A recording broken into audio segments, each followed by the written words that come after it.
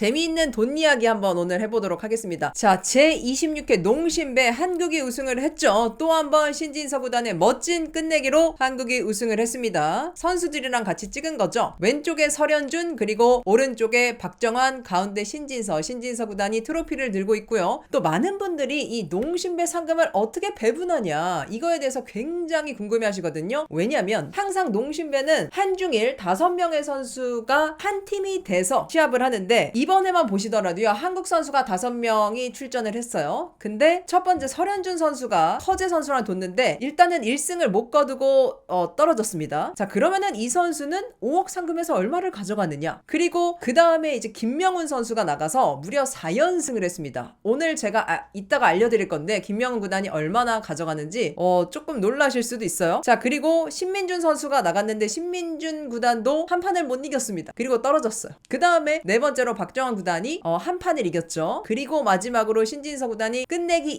2연승을 하면서 한국의 우승컵을 안겨줬는데, 자, 그렇다면 이렇게 5명의 선수가 5억 상금에서 어떻게 나눠 가지는지 한번 얘기를 해보도록 하겠습니다. 사실 이게 아직 기사가 안 떴어요. 네, 그래서 이제 오피셜은 아닙니다만 이 농심 신라면배 총 26회 진행이 됐고요. 그래서 여기에 전통이 있습니다. 선수들 간의 상금 배분은요, 예전부터 이 농심배 참가한 기사들이 만든 내부 기준이 있고요. 그리고 기여도에 따라서 당연히 금액이 차등 분배되는 방식인데, 이거는 대회마다 선수들이 사전에 협의를 하고요. 하지만 뭐 특별한 일이 없으면 이 방식을 따른다고 합니다. 그래서 작년에도 이 방식을 따라서 신진서 선수가 마지막에 6연승 끝내기를 하면서 작년에 2억 8천을 조금 넘게 2억 7,800을 벌었네요. 네, 2억 7,800. 그러니까 이제 5억 원의 상금 중에서 2억 2천을 가져갔고요. 그리고 6연승 상금이 또 있어요. 연승 상금이. 거기다 이제 4천만 원, 그리고 대국료 1,800. 네, 요렇게 해가지고 2억 7,800. 네, 요 정도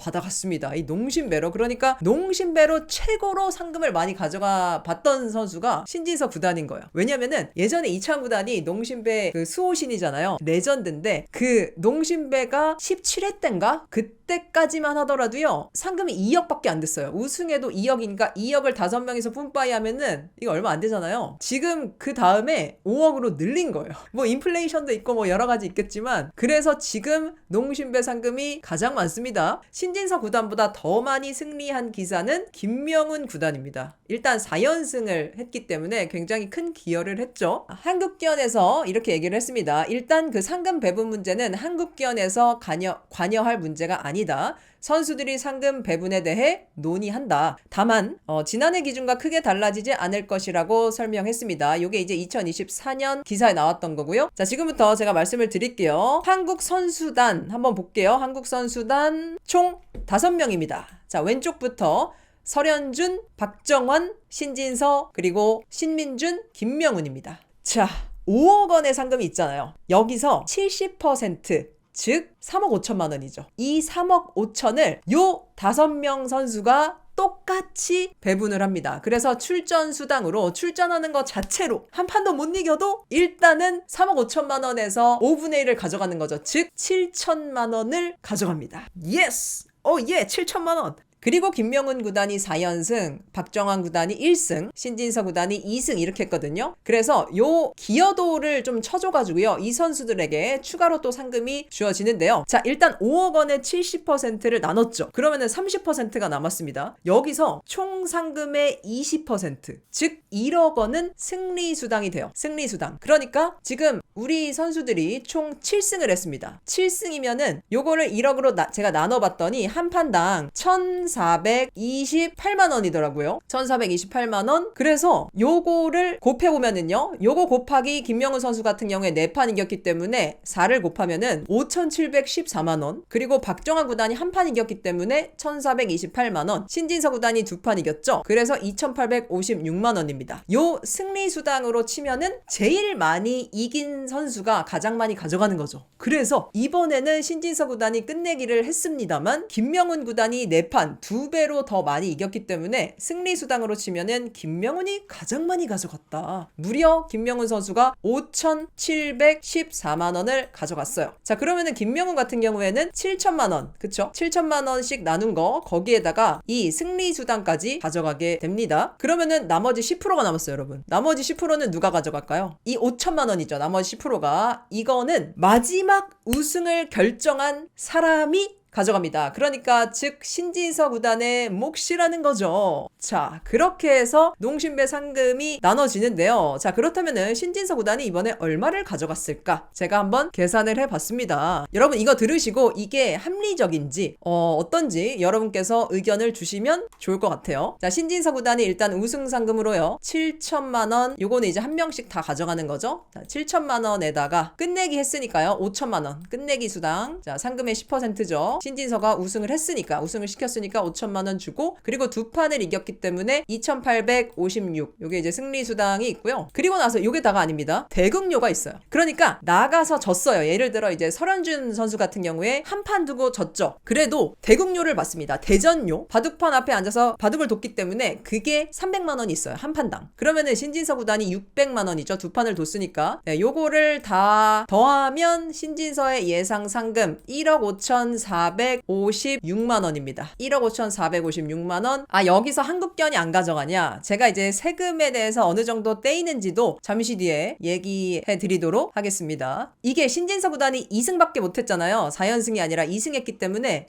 3연승 연승 보너스는 3연승부터 주어져요. 그래서 올해 연승 상금을 가져간 사람은 한국에서 김명훈 구단밖에 없습니다. 중국의 셰어라오가 3연승 했기 때문에 거기서도 연승 상금을 1,000만 원 가져갔지만 한국 선수 중에는 김명훈이 연승 상금 2천만 원을 가져갔습니다. 여기서 그 다음에 이제 기여를 많이 한 김명훈 구단의 상금을 한번 보도록 하겠습니다. 김명훈 구단. 자, 일단은 7천만 원은 다 똑같이 5명이서 뿜빠이를 한다 그랬죠. 그래서 7천만 원, 그 다음에 승리 수당이 많습니다. 김명훈 구단이 승리를 4번 했기 때문에 5,714만 원. 그리고 연승 상금 3연승부터니까 1,000만 원씩이죠. 자, 4연승 했으니까 2천만 원이 또 추가가 되고요. 그리고 대국료가 또 짭짤합니다. 왜냐면 4판을 뒀기 때문에 한 판당 300만 원이에요. 그러면 1,200만 원이죠. 이거를 제가 더해보니까 와 1억 5,914만 원이에요. 그러면은 신진서 선수보다 더 벌었어요. 김명훈 구단이. 와우. 역시 농심배는 연승을 좀 해줘야 됩니다. 끝내기도 사실 너무 중요하지만 끝내야지. 그러니까 그래야지 5억을 이제 먹고 일단 시작을 하는 건데 김명훈 구단이 올해 상금 굉장히 또 많이 벌어가지 않을까 했습니다. 아, 5판을 뒀구나. 아, 죄송합니다 여러분. 그러면은 1,500만 원이네. 여기다가 이제 300을 더하면 1억 6천이 넘어가네요. 와, 1억 6,214만 원. 1억 6,214만 원 이렇게 되네요. 이거는 신진서 구단보다 아까 신진서 구단이 얼마 벌었냐면 1억 5,456만 원 벌었습니다. 와, 그러니까 신진서 구단 2년 농사는 지었다.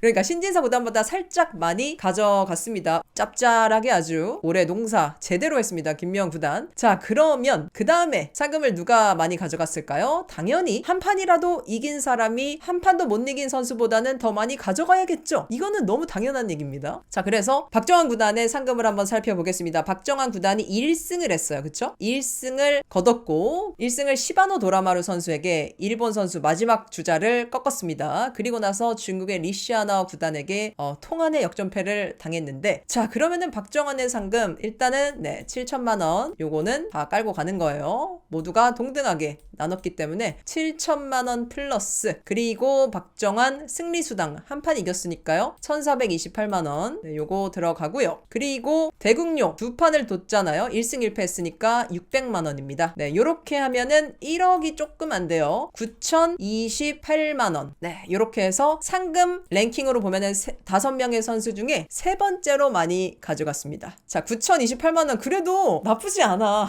일단은 박정환 구단이 시드로, 그 랭킹 시드로 아마 나왔을 거거든요. 신진서 구단이랑 박정환 구단이 1등, 2등이니까 한국 랭킹. 그래서 선발전도 뭐 아무것도 안 하고 딱 나와가지고 2판 두고 1승 1패하고 9,028만 원 벌었습니다. 자, 그러면 나머지 2명 신민준 구단이 1패를 했습니다. 1패. 그리고 설현준 구단도 커제 구단을 첫 판에 만나가지고 여기도 이제 잘 뒀었는데 마지막 뒷심이 부족해가지고 승리를 못했어요. 그래서 1패를 한 선수들 얼마를 가져갈까? 설현 설현준 구단 7천만원. 아, 이거 너무 괜찮네요. 7천만원. 그러니까 신진서랑 같은 편을 일단 먹고 봐야 돼요. 자, 그리고 설현준 구단 같은 경우에 사실 이 두 선수가 상금이 똑같아요.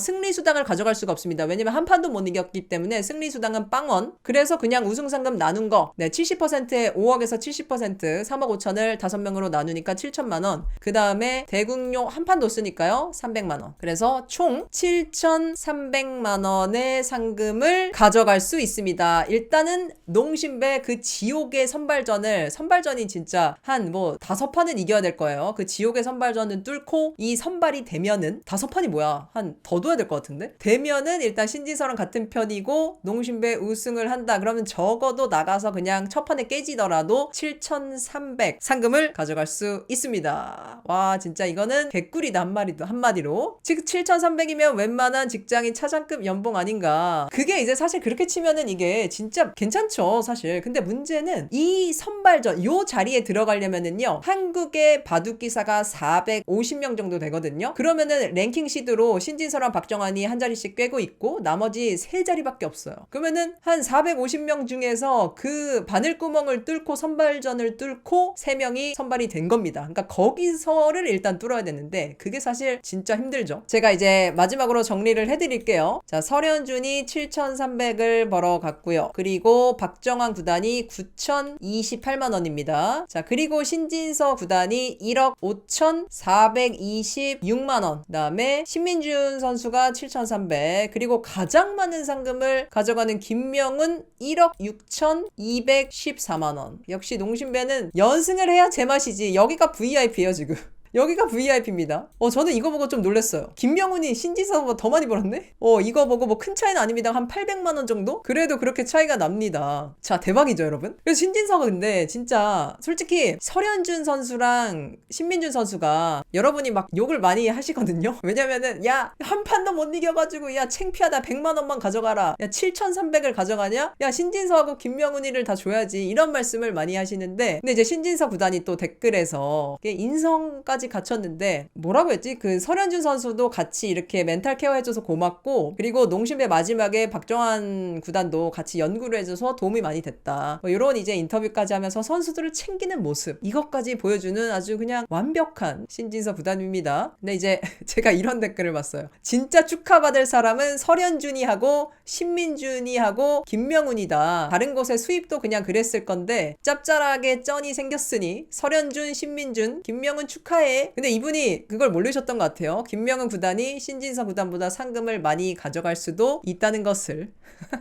제가 이제 세금을 얼마나 떼냐 요거를 찾아봤는데요. 요거는 제가 인터넷에서 요거를 기사를 가져와서 참고를 해서 말씀을 드리는 거긴 한데 저도 사실 뭐 이게 정확하지는 않습니다. 자, 그래서 이런 기사가 있었어요. 한국은 대회별로 차이가 있지만 보통 총 상금에서 한국 기업은 10%를 가져간다. 단 해외 주최 세계 기전만 가져갑니다. 그 뜻은요, 농심배는 한국이 주최를 하는 거기 때문에 10%를 떼가는 게 없다고 합니다. 그리고 프로기사회에서 5%, 국가에 내는 세금이 3.3%로 총 원래는 이제 18.3%의 금액이 제해지는데요. 와, 이거 18%면은 5억에서 거의 20%잖아요. 와, 그러면 이제 1억이 일단 사라지는 거죠. 1억이 눈앞에서 일단 거의 사라지고 그리고 나서 이제 나눠지는 건데 어쨌든 농심 신라면배 등 한국 주최 세계대회는 상금에서 한국 기업의 몫이 없다. 그래서 선수들 상금에서 8.3% 정도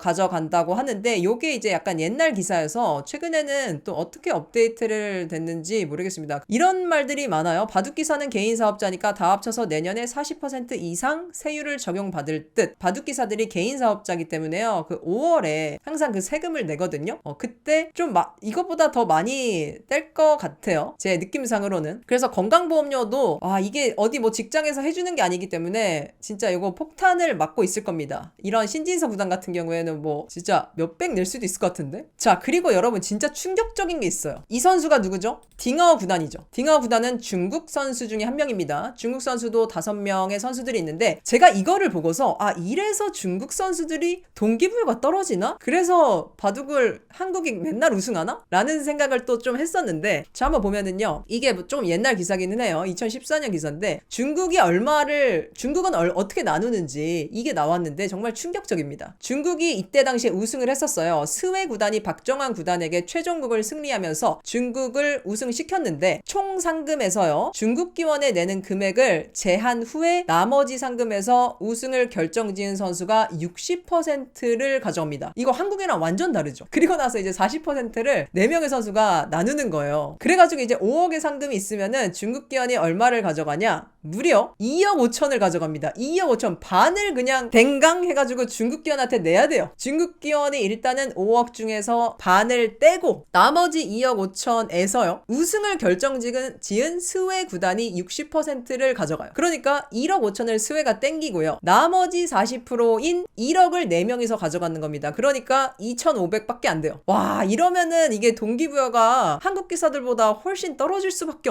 없지 않나? 라는 생각을 하는 거죠, 여러분.